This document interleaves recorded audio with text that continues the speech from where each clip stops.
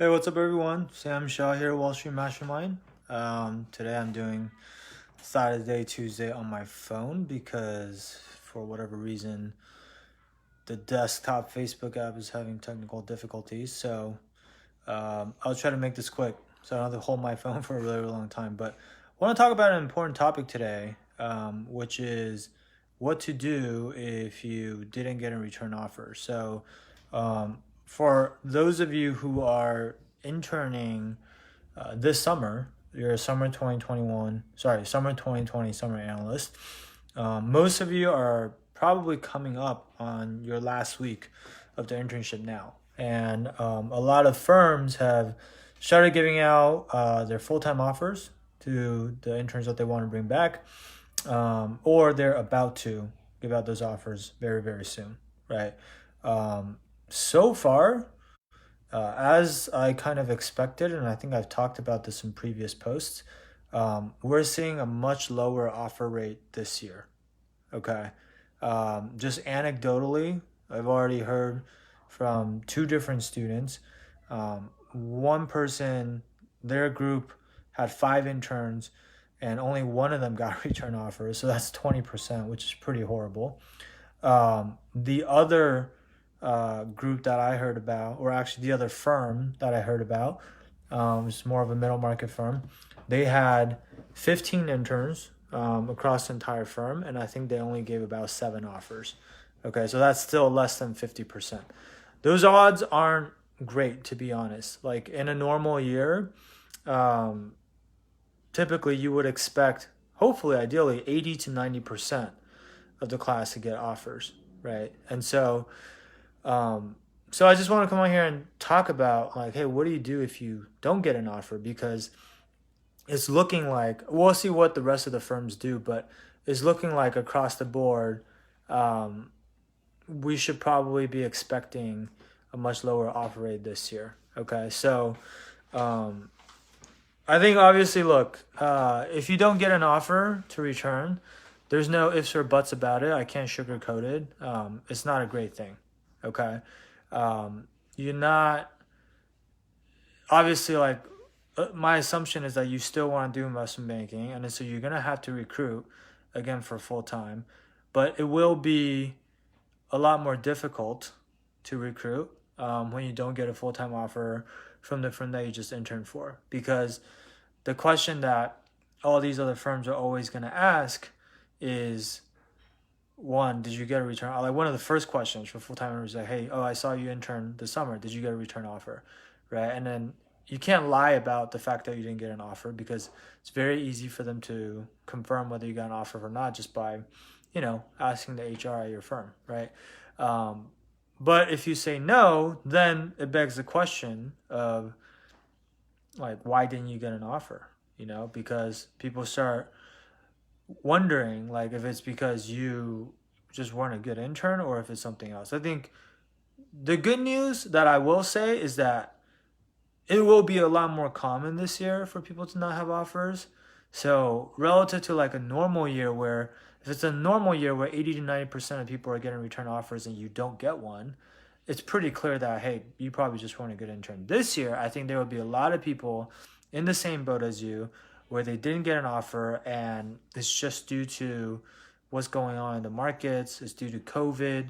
And so, in a sense, like it's more excusable that you didn't get an offer. Like for example, like some of the students that I've heard from that haven't gotten offers, they actually got good feedback. They got good performance reviews. Their team actually liked the work that they did for the most part, right? And their team also like, hey, happy to give you references and whatnot. However, I think the flip side of this is also that there's gonna be fewer full time opportunities available, because think about it, all these firms, they're already offering so few interns a return offer. So that just means that there's no way they're gonna have a lot of these firms are gonna have like leftover spots that they still need to fill, right? Like if they had leftover spots, they probably could have just given it to one of their interns that they didn't give an offer to, right? So I think that's the bad news is that there's gonna be a lot fewer full time opportunities available. Um, so here's what I think you could do. Okay, you have a few different options. Um, One, obviously, you should still apply to every single bank possible. So, like, I didn't get a return offer for my summer internship because I interned at Bear Stearns in 2007. It was very similar situations. Like, it wasn't COVID back then, but that was when the financial crisis was just starting to happen. Bear Stearns was actually the first firm to kind of be it was like the first domino to fall, right? Their two hedge funds collapsed and that triggered the entire financial crisis. And so that summer, like, we didn't get return offers, and I had to recruit for full time, and it was really really hard. I mean, the good news was I got like every single interview that I applied for because I had the banking experience on my resume. But the bad news was I got rejected by I think like over 20 different firms before I finally got um, my first offer. I ended up getting two offers. Actually on the same day, and I ended up getting an offer from Deutsche Bank, and I ended up getting an offer from Jefferies. So relative to Bear Stearns, like that's a great outcome actually, because I was like that's kind of like the same level of bank still, right? You may or may not be able to do that. Okay, like if you didn't get a return offer and you have to recruit again, a lot of the times, most likely you will have to go downstream. Okay, downstream as in like move down to a smaller bank. But that's okay. Like the important thing is like at least just get your foot in the door and make sure you're doing banking somewhere. Okay. And why I say that is because look, what you might have to do is you just might have to do 1 year at a smaller bank first, but at least you're in the industry and you're still getting relevant experience.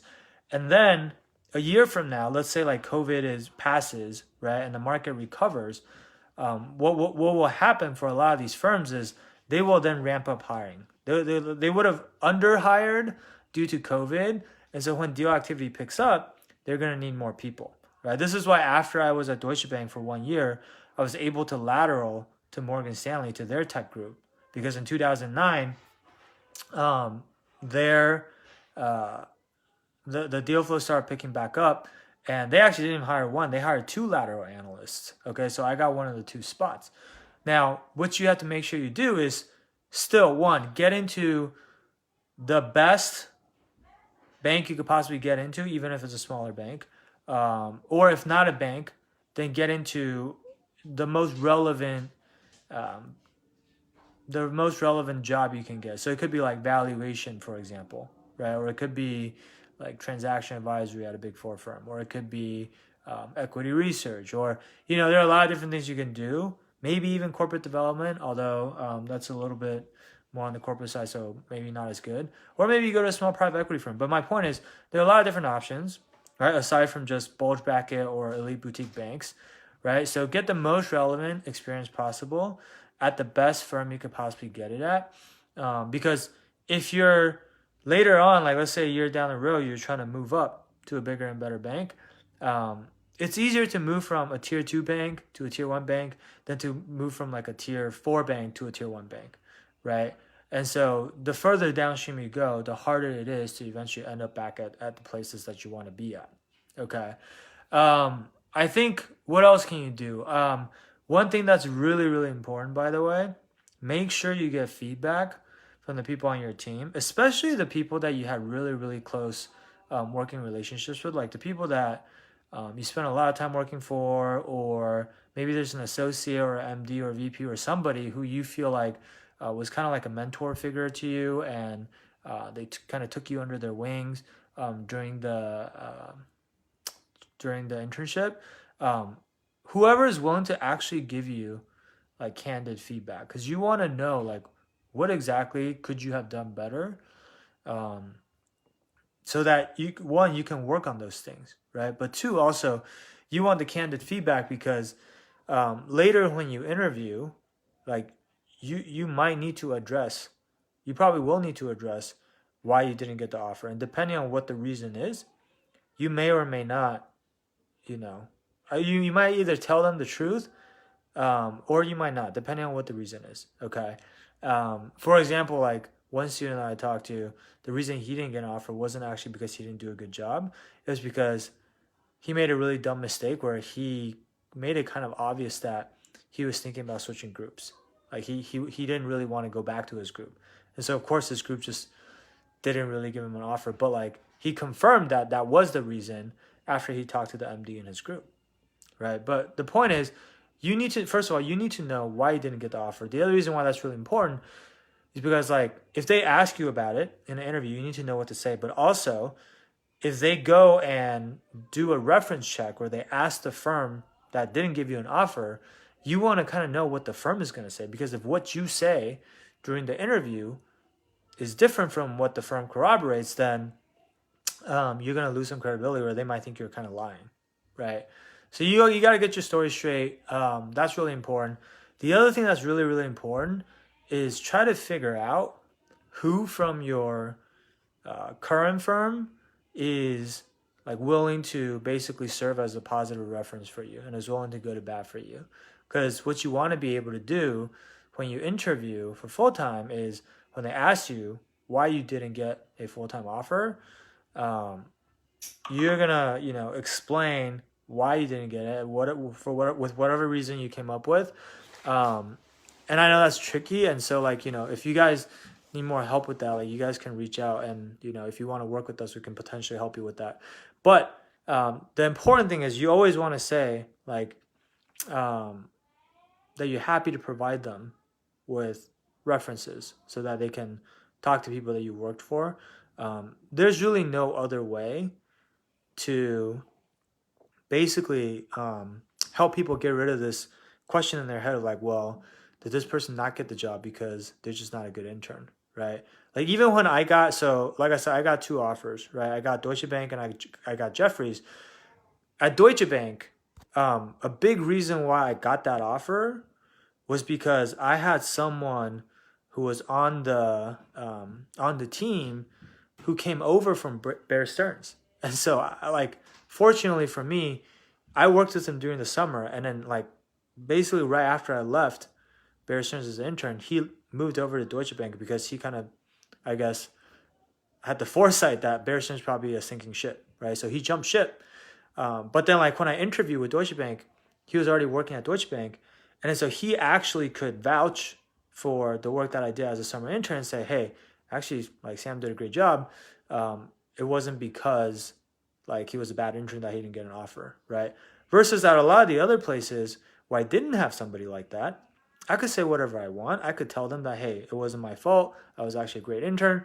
But they're always going to be a little bit skeptical, right? Because just like they don't know if you're telling the truth or not. And if they're not sure, then they have no reason to pick you, right? They're going to go with the candidate with fewer question marks, especially if they only need to hire like one person or two people, right? Like when I got an offer at DB, they only needed to hire one person because they filled all the other spots already with summer interns, right? Jeffries, I didn't have anyone like that on the inside. That was like purely just, I think I just interviewed well, but that was also because I had gone through so many interviews already. I had gotten so many rejections, I had so many reps that I got really, really good at interview by the end, right? But anyway, long story short, you really want to make sure, ideally, you have someone who can serve as a positive reference for you and will go to bat for you and just give a really, really strong reference. Okay, so that's the second thing. What else? You can also, this is more of a kind of nuclear option, I guess, for some of you to consider, but not all of you will probably be willing to do this. But you could also delay your graduation by a semester. Or you could maybe, add on a fifth year, like maybe do a master's in finance, right? Or add on a fifth year for your undergrad.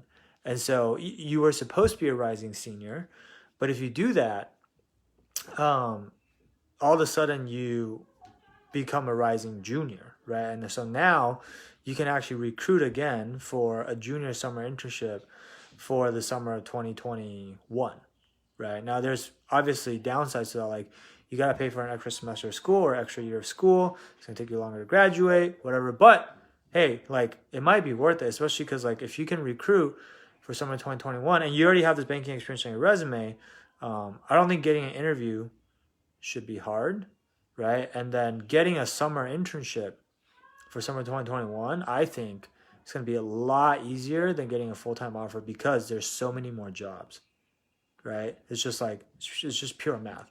So that's another thing you guys can consider. And then other than that, I think I'm trying to think if there's anything else you can do. Um, yeah, like I said, just I guess the last thing I'll tell you guys is this: make sure you know down your story. It's really, really important.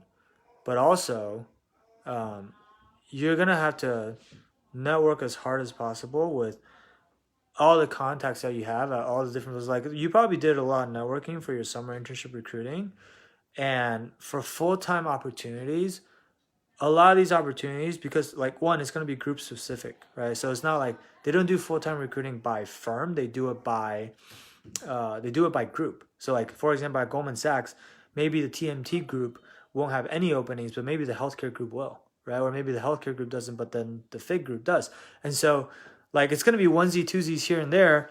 There's gonna be like hiring pockets, but like they might not even advertise a role because they don't have that many roles to fill.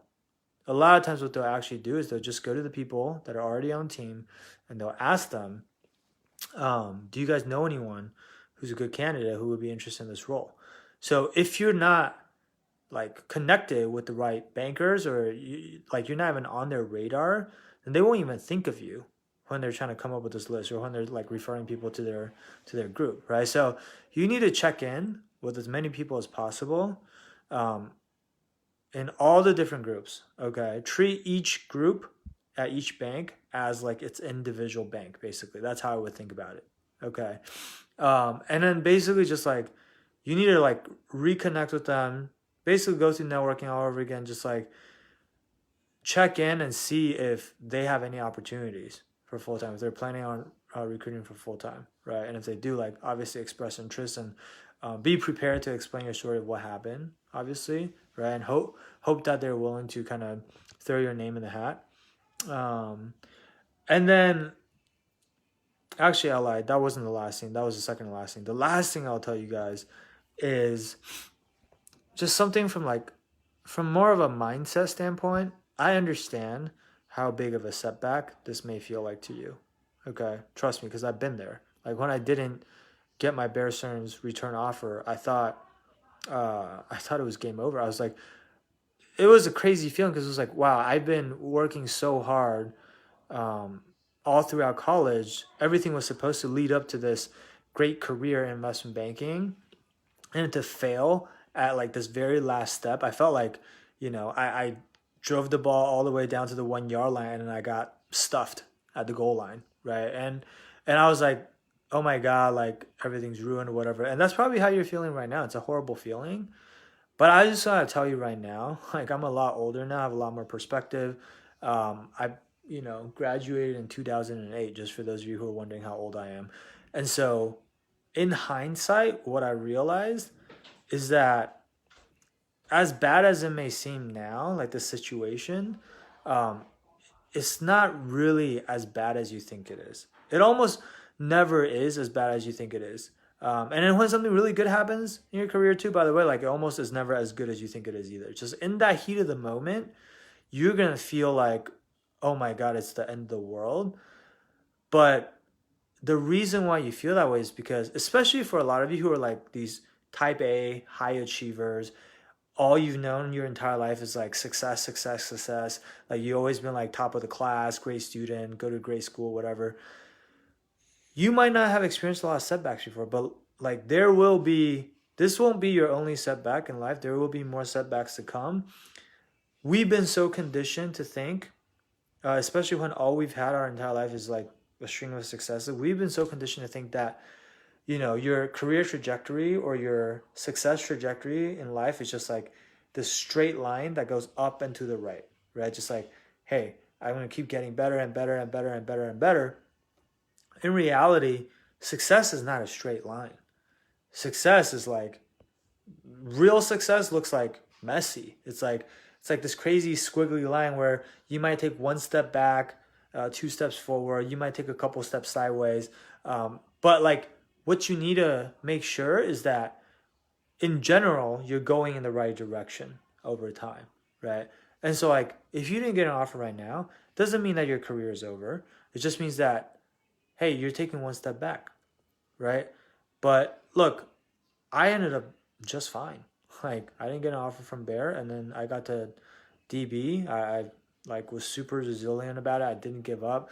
I took all the rejections in stride. Got rejected by dozens of banks, and I could have given up. And a lot of people would have already given up, but I didn't give up. And then so I got in, right? Like if you're persistent enough, you will find a way in, right? And then once I got into Deutsche Bank, then I was able to parlay that into an even better offer at Morgan Stanley Tech, right? And then from there, I was able to parlay that into private equity. And then, like, it just kind of snowballs, right? And then success builds upon itself. And so, if you're feeling down right now, I just want to, again, this is the last thing I'll leave you with. Just don't be too discouraged. You can kind of like feel bad about it for a day, 2 days, or whatever. But, like, don't feel bad about it for too long. Like, once you've sulked a little bit, gotten it out of your system, you got to get yourself, you just fell down. That's all it is. You got to get yourself back up. You got to go out there. You got work to do. You know, you got to, like I said, you got to go out and network. You got to brush up on your interview skills. You got to prep your technicals. You got to prep your behaviorals. You got to make sure that you're the best and most qualified candidate out there out of all the people that are going to be recruiting for full-time again because of what just happened, right? And don't feel bad if you have to take a small step back and maybe you end up at a smaller bank to start. Like I said, it's not the end of the world. Okay, maybe it just means that you have to take an extra year to get to the ultimate destination that you thought you would be at. Like it took me an extra year. I had to do a year at DB first before I got to Morgan Stanley Tech, which was one of the top groups on the street. Would I have been thrilled if I got into Morgan Stanley in the first place? Yeah, absolutely. But was I bummed that it took me an extra year to get there? No. Like in hindsight, it didn't really make a difference on my career at all, right? Like you got to think long term, like your career is probably going to be 20, 30, if not 40 years. So what's one extra year? Does it really make that big of a difference? No, not really, right? But just make sure you get your foot in the door, ideally at a small bank or private equity firm, something like that, like something highly related, so that you preserve that optionality to lateral back in. If you're not in a relevant field when you graduate, it's going to be really, really hard to break in even after your first or second year working. Okay, so that's the last thing I'll leave you guys with. If you guys find yourself in this tough spot, in this situation, and you need help with full-time recruiting, whether it's with the networking aspect or the technical interviews or the behavioral interviews or whatever it may be, you feel free to reach out, okay, and speak with our team. You can book a free strategy session to talk to us. And, you know, there's only so much I can say on a Facebook Live, right? I've been going for maybe 20 minutes already. So I don't want to keep this any longer, but like there's a lot more work behind the scenes that we can help you with that would make you a much more competitive candidate. And again, when there's so few jobs available, if this is important enough to you, if you're looking for that competitive advantage, like you just want that leg up on everybody else who also didn't get a return offer and they're also trying to go for that one job that's available, then we're going to be your best bet. Okay? Because think about it. They're going to be trying to do this on their own without anyone helping them, whereas you're going to have us in your corner helping you with every single thing you need to do, whether it's the networking, the technicals, the behaviors, whatever it may be, right? So who do you think is going to win out, right? So if you're interested in doing something like that, book a free strategy session with us at www.wallstreetmastermind.com/apply.